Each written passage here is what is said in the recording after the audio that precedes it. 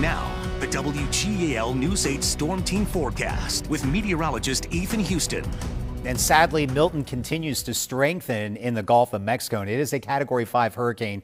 We'll have the latest update in just a moment. Outside right now over Lancaster, it is pleasant out there, but rather gloomy as we do have lots of cloud cover out there across the region. The clouds will dissipate as we get past sunset. Right now, 67 degrees in Lancaster with a stiff breeze out of the northwest. We've got the clouds, perhaps a few isolated showers just to the west of State College. But for us, we're on the backside of the storm that brought that rain across the valley late last night. It's continued to move off the east coast, and we have high pressure building in from the west when we're between the two, and you get that nice breeze out there. Breeze will relax as skies continue to clear as we get past sunset. Still comfortable though, with temperatures in the lower 60s this evening. Overnight tonight, it's going to be chilly, down into the upper 40s to near 50 degrees with mostly clear skies. Then for tomorrow, we'll start the day off sunny, but then more clouds will bubble up as we head through the afternoon, and highs tomorrow a little bit cooler than average. We'll top off in the upper 60s to near 70 degrees. Here's a breakdown of that weather and health. The pollen count is low, but the mold count is elevated. Air quality will be at a good level because the air is so dry and cooler than normal. Right now, 69 if you're watching us in Carlisle, 70 this hour in Gettysburg. A little bit cooler where the winds are coming down from, just 61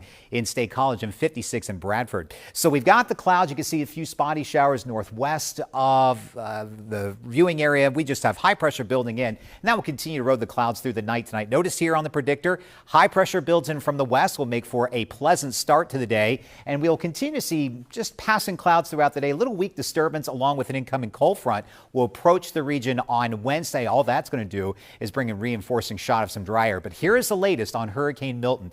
It is a Category 5 hurricane, but here's what's scary. Winds now up to 180 miles per hour. That's in the eye wall of the storm. There are only a handful of hurricanes in the Atlantic basin that have been stronger, and the pressure is now down to 905 millibars. Here's the latest track. Expected to remain a Category 5 hurricane as we go into very early Wednesday morning, and it does look like that Milton and the cone of uncertainty has become a little bit smaller. It's from Fort Myers up towards Tampa Bay and a little bit to the north of that.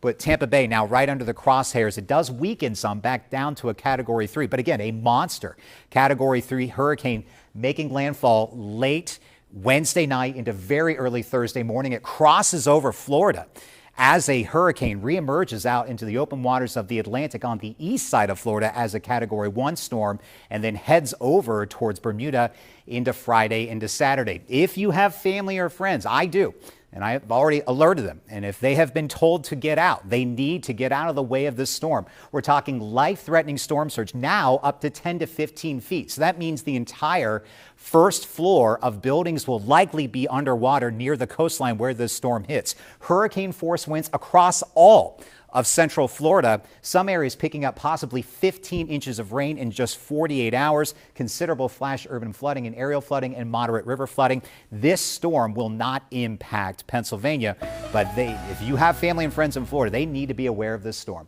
Here's a look at that 10-day forecast. Notice quiet, comfortable weather for us. Lots of sunshine, just a little bit cooler than normal, especially as we head into Thursday with highs in the lower 60s. Temperatures do warm as we head into the weekend, and then chances for showers will return by Monday of next week.